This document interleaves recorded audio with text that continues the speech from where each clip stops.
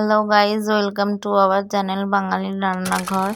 আমি আজকে আপনাদের সম্পূর্ণ একটা নতুন রেসিপি করে দেখাবো। কলা পাতায় চিংড়ি মাছের পাতুরি। অনেকে তো চিংড়ি মাছের মালাইকারি, অনেকে চিংড়ি মাছ ভাপে খেয়েছেন, কিন্তু এরকমভাবে কখনো আপনারা খাননি। আপনারা এরকমভাবে রেসিপিটা বাড়িতে বানাবেন, দেখবেন খুব টেস্ট লাগে। তার জন্য ভিডিওটি প্রথম থেকে সম্পূর্ণভাবে দেখে যেতে হবে। আপনি দেখুন, আপনারা এখানে দেখুন, আমি এখানে কলা পাতায় চিংড়ি মাছের পাতুরি বানানোর জন্য কি দিয়েছি। আমি এখানে 250 গ্রাম চিংড়ি মাছ নিয়েছিলাম, নিয়ে আমি কেটে ভালো করে ধুয়ে নুন হলুদ মাখিয়ে রেখেছিলাম। এর মধ্যে আমি দেব হচ্ছে সাদা সর্ষে, আমি বেটে রেখেছিলাম। এই সাদা সর্ষে বাটা, 2টো কাঁচা লঙ্কা আমি দেব এর মধ্যে। আর একটা গোটা আলু মিডিয়াম সাইজের আমি ঘষে রেখেছি। আপনারা চাইলে আলুটা স্কিপও করে যেতে পারেন বা আলুটা কুচিও দিতে পারেন, আপনাদের ইচ্ছা আপনারা কিভাবে দেবেন। আমি এরকমভাবে দিয়েছি। আর এর মধ্যে দেবো টমেটো কুচি, ধনেপাতা কুচি, নুন, হলুদের গুঁড়ো। এবার এইগুলো আমি সব একসাথে চিংড়ি মাছের মধ্যে দিয়ে ভালো করে আমি এটা মিক্সারটা ভালোভাবে আমি বানিয়ে নেব। প্রথমে আমি ওই ঘষে রাখা আলুটা দিয়ে দিলাম, দিয়ে আমি এরপর টমেটো কুচিগুলো দিয়ে দেবো। তারপরে এর মধ্যে আমি একে একে ধনেপাতা কুচিগুলো দিয়ে দেবো। ধনেপাতা কুচি দেওয়া হয়ে গেলে এরপর আমি লবণ দেব। আন্দাজ মতন আমি লবণ দিয়ে দিচ্ছি, আপনারা যে যেরকম খাবেন সেরকম দেবেন। হলুদের গুঁড়ো দিয়ে দিলাম, দিয়ে আমি এটাকে ভালো করে সুন্দর করে এটাকে আমি মাখিয়ে নেব। দেখুন আমি কিভাবে মাখাচ্ছি, এরকমভাবে মাখিয়ে নেব। মাখিয়ে এইবার আমি ওই যে সাদা যে সর্ষেটা বেটে রেখেছিলাম সেটা আমি দিয়ে দেবো। দেখুন, দিয়ে এবার এটাকে আমি ভালো করে মিক্সারটা বানিয়ে নেব।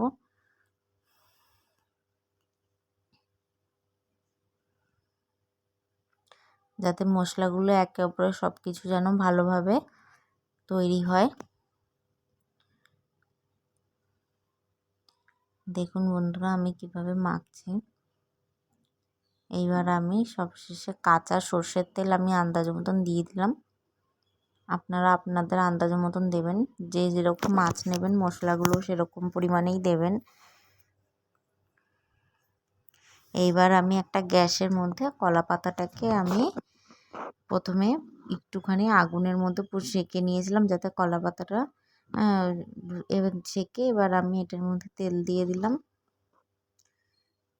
যাতে পাতাটা ছিঁড়ে বা ফুটো হয়ে না যায়, সেখান থেকে প্রবলেম হতে পারে, সবকিছু তেল মশলা বেরিয়ে যেতে পারে। দিয়ে এবার আমি এই মাছগুলো সুন্দরভাবে সাজিয়ে দেবো।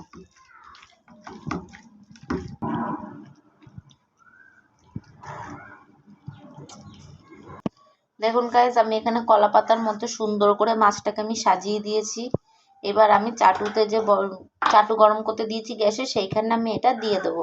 দেখুন আমি এখানে চাটু গরম করতে দিয়েছি, তার নিচে আমি একটা পাতা দিয়ে দিয়েছি, তার উপরে আমি এই পাতাটা দিলাম, যাতে এই ডাইরেক্ট এই কলা পাতাটা যাতে পুড়ে না যায় তাড়াতাড়ি, এই জন্য আমি এই পাতাটা দিলাম।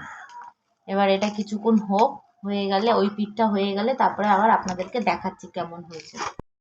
গাইস দেখুন, আমার চিংড়ি মাছের পাতুরিটা আমার এক পিঠ হয়ে গেছে, ওই পিঠটা আমার ভাজা ভাজা হয়ে গেছে। এবার আমি আরেক পিঠ উল্টে দেবো।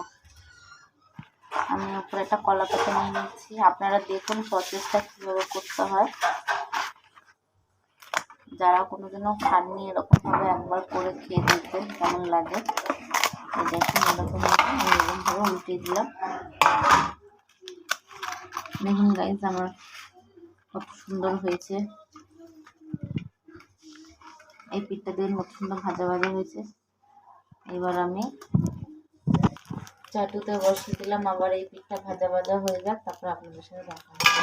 দেখুন গাইজ আমার এটা রান্না হয়ে গেছে, 2 পিঠই ভাজা হয়ে গেছে। আপনারা এরকমভাবে বাড়িতে বানিয়ে খেয়ে দেখবেন। আর আমার ভিডিওটা ভালো লেগে থাকলে লাইক, কমেন্ট আর শেয়ার করবেন।